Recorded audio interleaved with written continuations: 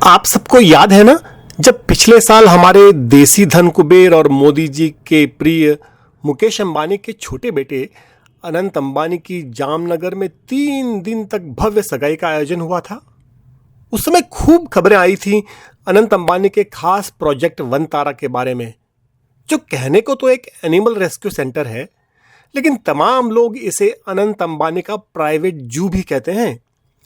वन्य प्रेमी और पर्यावरण के जानकार इतनी बड़ी तादाद में संरक्षित जानवरों, खास तौर पर हाथियों की एक निजी कंपनी के हाथों में मौजूदगी पर तब से ही सवाल उठा रहे हैं। अब इस समय फिर से वनतारा चर्चा में है, क्योंकि चिंता पैदा करने वाली खबर आ रही है अरुणाचल प्रदेश से। परसों यानी 19 जनवरी को देर शाम पूर्वोत्तर के एक पत्रकार जयंत दास ने एक्स प्लेटफॉर्म पर एक पोस्ट की थी, जिसमें उन्होंने बताया था कि असम व अरुणाचल से 18 जंगली हाथियों को भारत सरकार व असम सरकार की हिफाजत में जामनगर में अनंत अंबानी के वनतारा में भेजा जा रहा है। उन्होंने इन हाथियों को लेकर जा रहे वाहनों की एक फोटो के साथ अपनी पोस्ट में सवाल किया था कि आखिर भारत सरकार की अनंत अंबानी के इस प्राइवेट जू में इतनी रुचि क्यों है। अब चिंता की बात यह है कि इस पोस्ट को एक्स पर डालने के बाद से जयंत दास का एक्स अकाउंट ही बंद हो गया है, जबकि उनका एक्स यानी पहले के ट्विटर पर नवंबर 2009 से अकाउंट था। पत्रकार, पर्यावरण क्षेत्र में काम करने वाले और वाइल्ड लाइफ एक्सपर्ट अब जयंत की हिफाजत को लेकर परेशान हैं। बता दें कि जयंत दास को असम सरकार का परिवेश मित्र अवार्ड मिल चुका है और वह असम के मानद वाइल्ड लाइफ वार्डन भी रह चुके हैं। इस समय वह असम ट्रिब्यून के संवाददाता हैं। असम ट्रिब्यून में आज हाथियों को भेजे जाने की खबर पर विपक्ष व एक्टिविस्टों की प्रतिक्रिया प्रकाशित हुई है। उसमें हाथियों की संख्या 23 बताई गई है। असम ट्रिब्यून का कहना है कि शनिवार को हाथियों के इस काफिले ने नामसई में डिराक गेट को पार किया और फिर रविवार को वह तिनसुकिया से आगे निकल गया।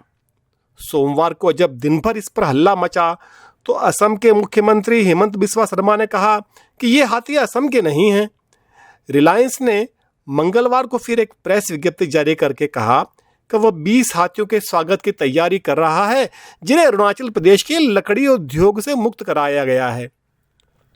लेकिन पूर्वोत्तर के एक अन्य मीडिया संस्थान एनी नाउ ने 19 तारीख को ही प्रकाशित खबर में बताया था कि इन हाथियों को कथित रूप से लोहित जिले में निजी मालिकों से खरीदा गया था। हैरानी की बात यह है कि यह पहली बार नहीं है जब पूर्वोत्तर से हाथी जामनगर में वनतारा के लिए भेजे जा रहे हैं।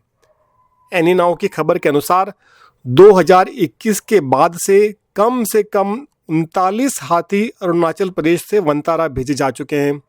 अब लोग सवाल उठा रहे हैं कि जिस अरुणाचल में निजी हाथों में मौजूद यानी कैप्टिव एलिफेंट्स की संख्या ही कुल 107 रिकॉर्ड में दर्ज है, वहाँ इतने हाथी वनतारा भेजे जाने के लिए कहाँ से आते जा रहे हैं। इसी तरह त्रिपुरा में कुल 74 हाथी निजी हाथों में यानी कैप्टिव एलिफेंट्स के तौर पर रिकॉर्ड में दर्ज हैं, जिनमें से 23 हाथी जामनगर भेजे जा चुके हैं।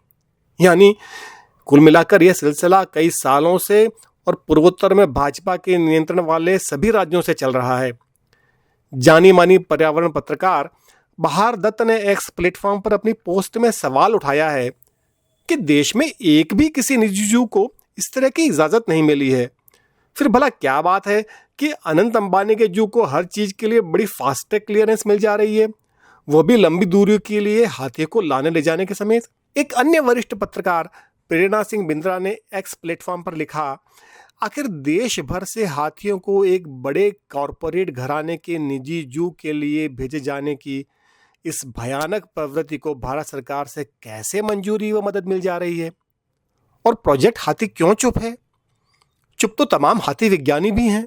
शायद जब चर्चा अंबानी परिवार के कारनामों पर सवाल उठाने वाली हो तो तमाम लोग चुप हो जाना पसंद करते हैं या फिर चुप करा दिए जाते हैं।